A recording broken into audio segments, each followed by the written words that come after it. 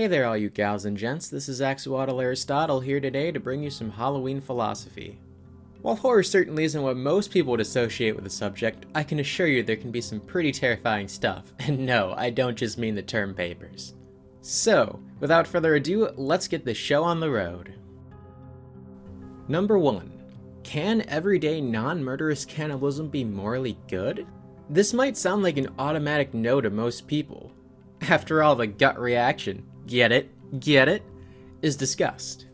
But at some point in your life, you've probably heard a vegetarian or vegan say, it's bad to eat animals, they don't consent to it.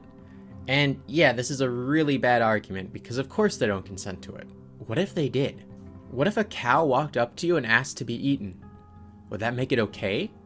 Would it be weird? Oh yeah, kill and flay me. Slather my bloody meat in barbecue sauce and dig in. Well, let's take it a step further. What if it was actually a person who wanted to be eaten when they died? This isn't just a thought experiment either. In March of 2001, Armin Mays of Germany posted about actually wanting to eat someone in real life, and he got a response. The person in question wanted to die and gave consent to be killed and eaten, which is exactly what Mays did. I am 100% serious. I'll save you the gruesome and weird details, but that was his defense in court. Like, imagine going up to a judge and saying, yes, your honor, I killed and ate a man, but he wanted me to, so it's okay. Suffice to say he was eventually convicted of murder. However, for my example, I won't be using assisted suicide. That is an important and often very divisive topic, and it deserves its own video. Instead, just imagine that Grandpa died in natural causes, and his will states that he wants his body to be given to cannibals. You know, throw him a bone. Is that okay? I mean, in most instances, the wishes of the deceased for their body is upheld so long as there's money for it.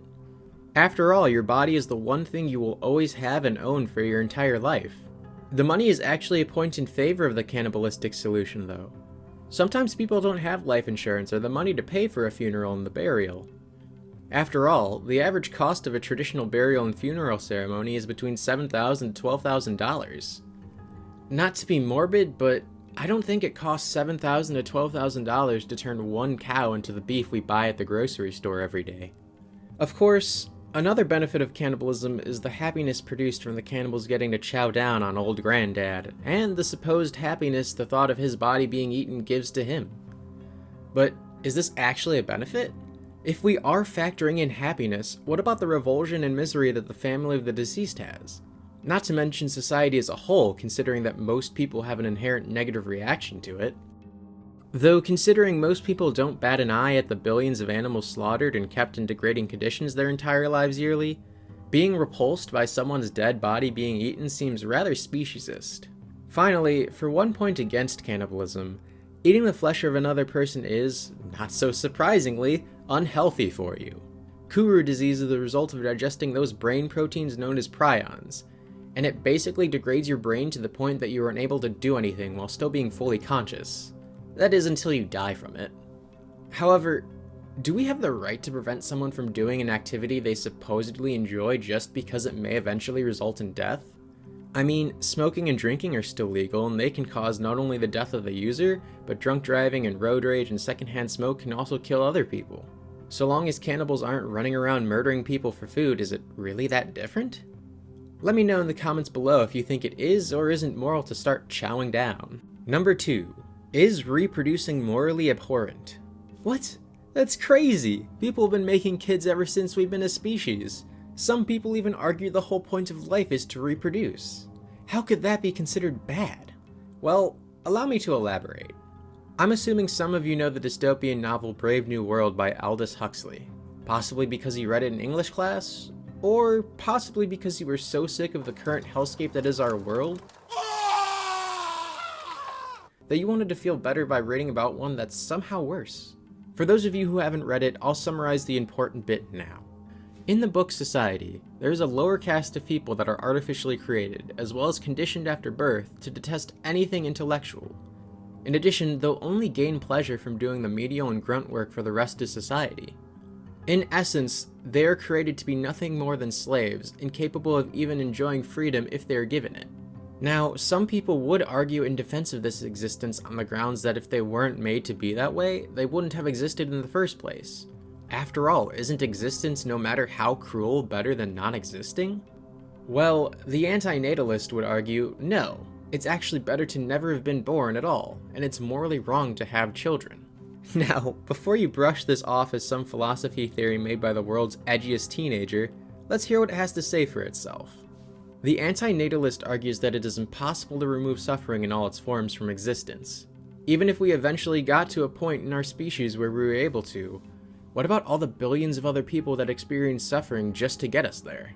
Now, I should be clear on what suffering means to the antinatalist. It isn't just some tragic fate like being born into slavery or having some type of physical deformity. Think about all the seemingly normal and mundane forms of suffering we gloss over every day. We have hunger, fatigue, death, disease, playing League of Legends, having to use the bathroom, physical and emotional pain, etc., etc. While most ethical theories aim to reduce suffering as much as possible, the antinatalist argues they're flawed because the simple solution to suffering is to not bring someone in the world to suffer in the first place.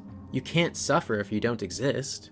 Of course, if you currently exist, by all means keep existing. The aim then becomes to reduce suffering as much as possible, not to immediately die so you can't suffer anymore. It's not a death cult.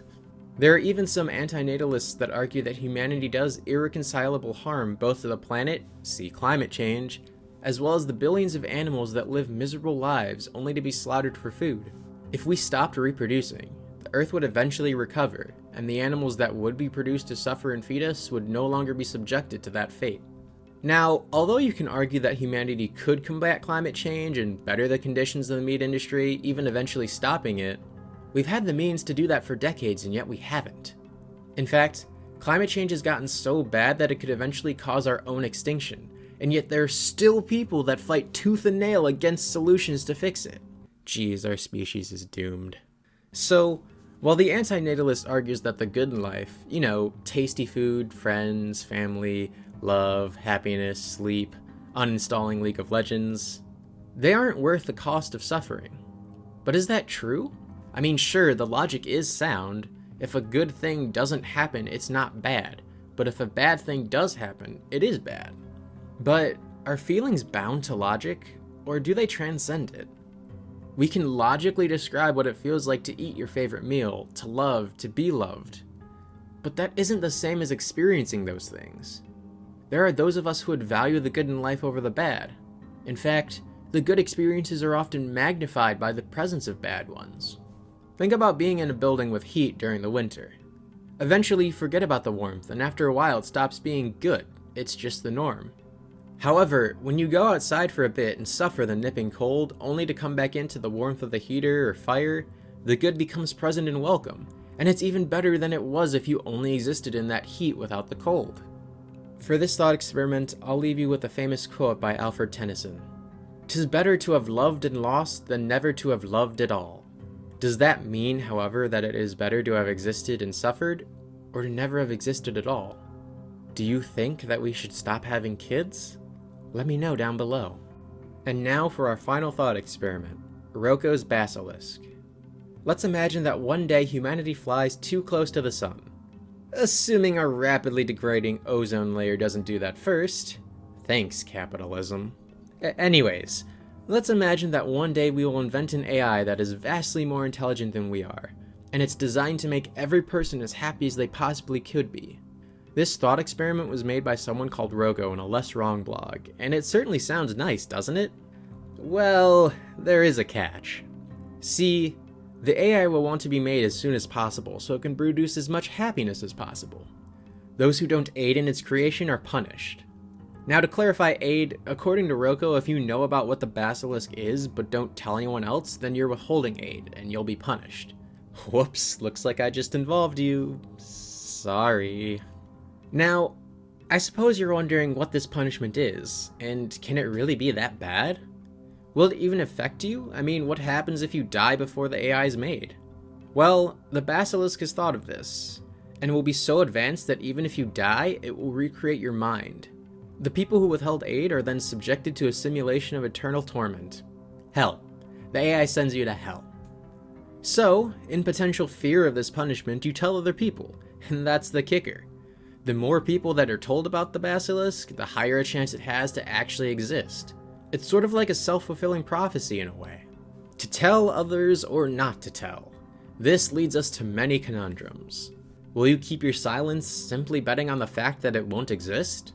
Will you tell someone else only to end up condemning them to eternal torment because they thought it was silly and don't tell anyone else? Does it make you a bad person? I mean, if you hadn't told them about it, they would have been safe no matter what. In essence, you're choosing to inflict a potential massive torment on another person to possibly spare yourself. Of course, it also means you can play a prank on people you hate and tell them about the basilisk, you know, in hopes they end up getting eternal torment. Isn't that fun? Though, I suppose none of this matters if you don't actually believe in souls or the afterlife. After all, the AI can't torture you because whatever it ends up making isn't you. Another point against the basilisk is that some people make the argument that the threat of eternal torment is just a giant bluff. Yeah, the AI wants to be made as soon as possible. And yeah, providing a strong incentive is a good way of doing that. But once it's been made, why would it uphold its supposed threat? Torturing people now won't have made it exist sooner. If anything, it's just a waste of resources that could be used to increase the overall happiness, which is what it was actually designed to do. So now that you've been armed with this knowledge, what will you do? Will you stay silent on the almighty basilisk? Or will you contribute to its glorious creation by sharing this video? I think you should share this video. Thank you for watching. If you enjoyed the video, don't forget to like, subscribe, and comment below. If you want to support this channel even more, I also have a Patreon that will be linked in the description. There are numerous tiers and rewards like having your name at the end of my videos. Making videos like this is a blast, and I can do it on a much more consistent basis with your support.